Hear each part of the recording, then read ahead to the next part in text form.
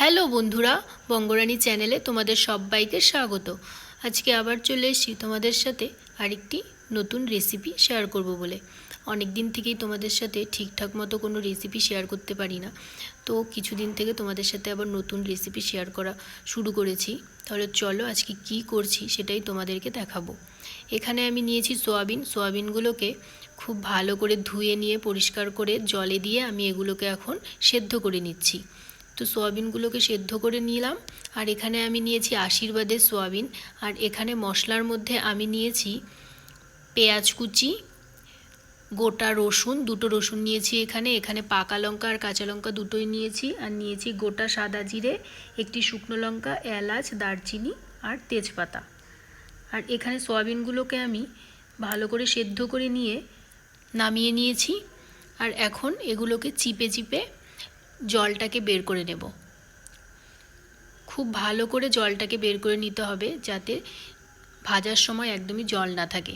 তারপর এগুলোকে আমি আবারও 3-4 বার করে ভালো করে ধুয়ে নেব। সয়াবিনে অনেক নোংরা থাকে, যার জন্য 3-4 বার করে ধুয়ে নিয়েছি আমি। ধুয়ে এগুলোকে রেখে দিলাম। আর এখানে আমি আলু নিয়েছি একটা, আলুটাকে আমি আগেই খোসা ছাড়িয়ে রেখেছিলাম। এখন আলুটাকে প্রথমে মাঝখানে টুকরো করে কেটে নিয়ে তারপর লম্বা লম্বা করে কেটে নিলাম। এখন আবার ছোট ছোট টুকরো করে কেটে নেব। যেহেতু সয়াবিনগুলো ছোট ছোট, তাই আলুগুলোকেও সেম একই রকমভাবে কেটে নিচ্ছি। এতে কিন্তু দেখতেও ভালো লাগবে আর সেম হবে কাটাটা, সয়াবিনটাও যেমন গোল গোল হবে আর এখানে আলুগুলো সেম ওরকমই ছোট ছোট টাইপের হবে, তাই এভাবেই কেটে নিলাম। আর তারপর এখানে নিয়ে নিলাম একটি মিক্সিং জার। এর মধ্যে আমি দিয়ে দিলাম পেঁয়াজ কুচি, তারপর দিয়ে দিলাম রসুন, পেঁয়াজ আর রসুনটা একটু বেশি করেই নিয়েছিলাম। তারপর দিয়ে দিলাম এর মধ্যে কাঁচা লঙ্কা আর শুকনো লঙ্কা, তারপর দিয়ে দিলাম গোটা সাদা জিরে, এরপর এর মধ্যে অল্প জল দিয়ে দিলাম। এখন মশলাটাকে পেস্ট করে নেব। তারপর এখানে চলে আসলাম, কড়াই বসিয়ে দিলাম। কড়াইটাকে খুব ভালো করে গরম করে নিতে হবে। তারপর এর মধ্যে আমি সর্ষের তেল দিয়ে দিলাম। এখানে আমি সর্ষের তেলই ব্যবহার করব। তারপর তেলটা গরম হয়ে গেলে এর মধ্যে অল্প সামান্য হলুদ আর লবণ দিয়ে দিলাম। তারপর হলুদ আর লবণটা খুব ভালো করে তেলের সাথে মিশিয়ে নেব।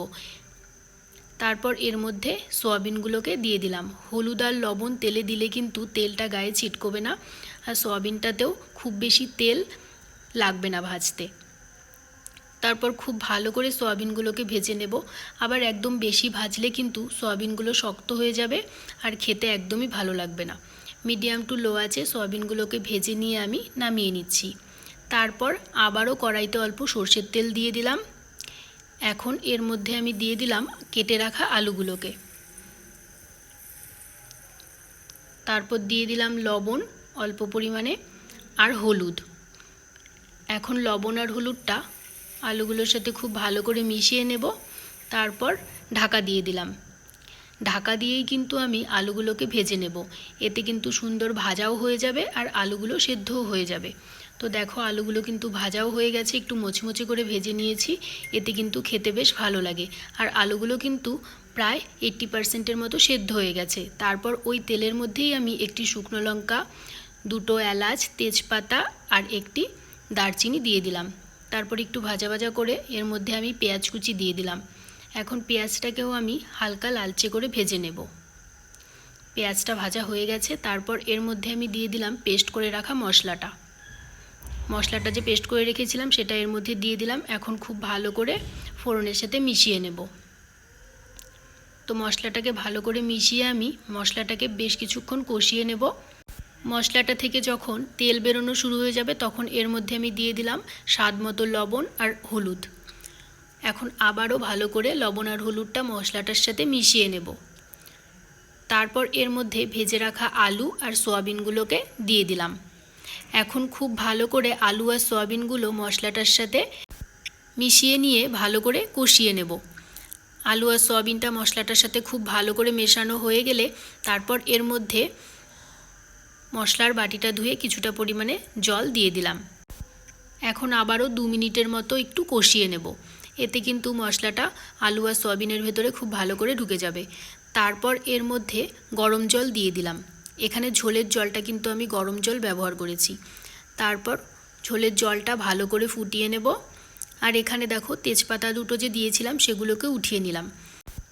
তারপর ঝোলের জলটা খুব ভালো করে ফুটে গেলে এর মধ্যে আমি অল্প সামান্য পরিমাণে চিনি দিয়ে দিলাম। তারপর আবারও কিছুক্ষণ জাল করে নিয়ে নামিয়ে নেব। তো তোমাদের যদি আমার এই ভিডিওটি ভালো লেগে থাকে লাইক, কমেন্ট আর শেয়ার করে দিও, আর আমার চ্যানেলটি প্লিজ সাবস্ক্রাইব করে দিও।